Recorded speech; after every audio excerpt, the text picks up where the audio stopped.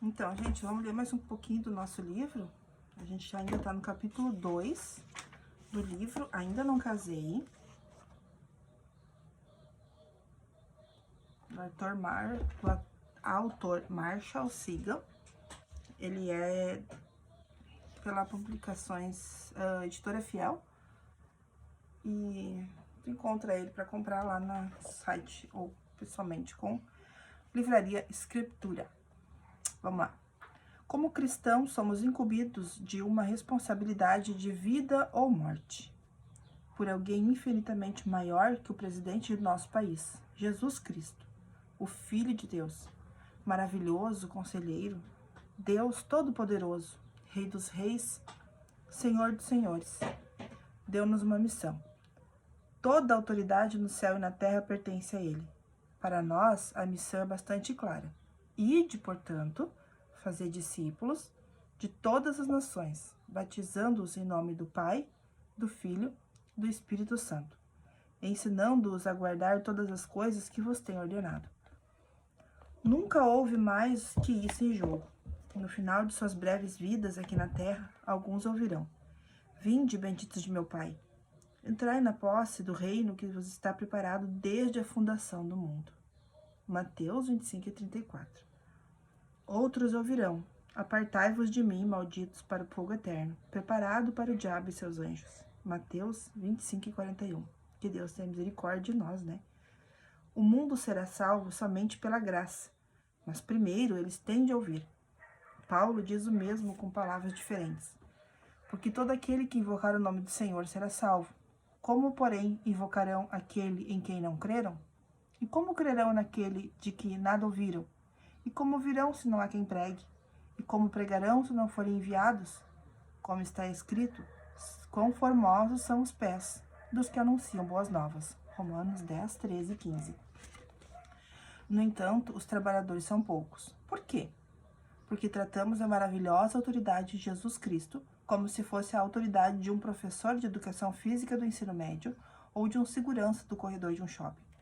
Tratamos as boas novas do Evangelho que salvam a vida e moldam os destinos como se fossem meras sugestões para uma vida mais saudável e bem-sucedida.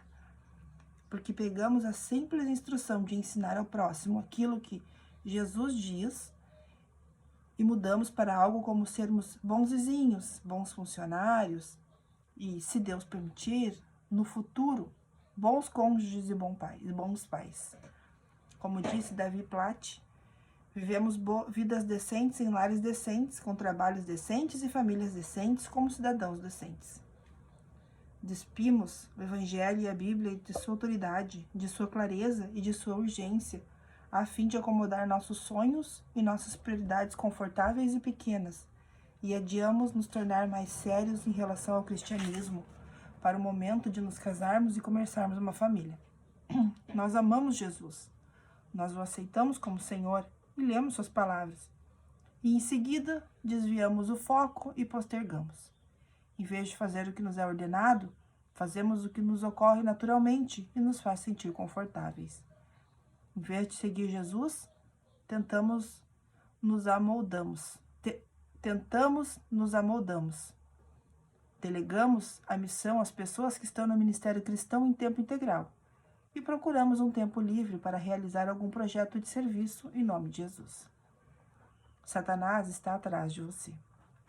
Na realização dessa obra, nós temos um inimigo, Satanás, no mundo, e pelo mundo à nossa volta, faz todo o possível para desviar nosso foco e evitar que cumpramos o propósito pelo qual Deus nos salvou e para o qual nos enviou, convencendo-nos a desperdiçar nossa vida com coisas insignificantes.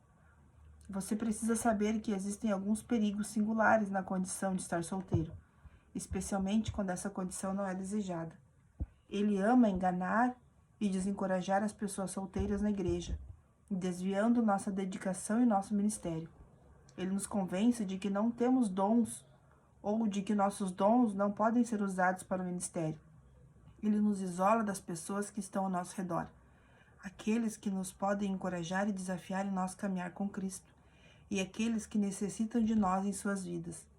Ele nos distrai, persuadindo-nos a nos afundar nos estudos, no trabalho ou na diversão, mas Deus tem por objetivo usar você, sua fé, seu tempo e sua condição de solteiro de forma radical, agora mesmo, do jeito que você está.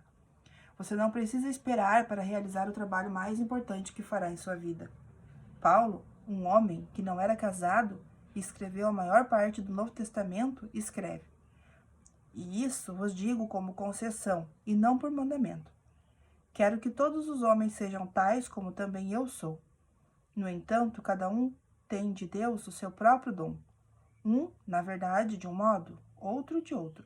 E aos solteiros e viúvos digo que lhes seria bom se permanecessem no estado em que também eu vivo." 1 Coríntios 7, 6 e 8. Podemos sair da leitura de 1 Coríntios 7 com duas categorias em mente: aqueles que vão viver, servir e morrer na condição de solteiros, e aqueles que devem casar. Paulo exalta a condição de solteiro fazendo uma lista de benefícios espirituais de não se ter um cônjuge. A vida de solteiro pode ser relativamente livre das ansiedades envolvidas nas relações, verso 32, e distrações mundanas, verso 33, voltada à adoração e à dedicação e ao ministério, versículo 35. Assim, conclui Paulo, ignore essa cerimônia literalmente e aproveite sua plena consagração ao Senhor. A maioria de nós vai dizer: "Que bom para você, Paulo, mas eu vou casar." Eu disse: talvez a tentação seja grande demais e precisamos de um modo de atender a esse anseio honrado a Deus. Verso 2. Talvez seja abundantemente claro que precisamos de uma auxiliadora para cumprir o chamado de Deus em nossas vidas. Ou está absolutamente claro para os outros que devemos agir assim. Talvez queiramos ter filhos, então concluímos que precisamos de ajuda a esse respeito. Talvez seja apenas um desejo profundo e inegável de contar com a companhia amorosa e comprometida de alguém.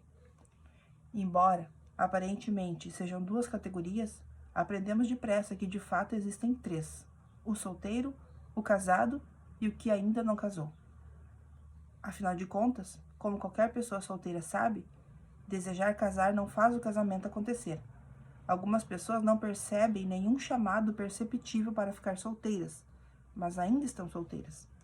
Esses homens e mulheres que ainda não casaram enfrentam seus próprios questionamentos singulares, desafios e tentações.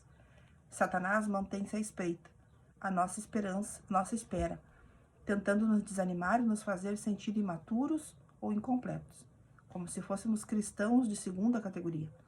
Mas se Jesus Cristo morreu para salvar você e enviou seu Espírito para habitar em você, não existe nada em você que pertença a uma categoria inferior. Nada no casamento é necessário para uma vida cristã frutífera e significativa.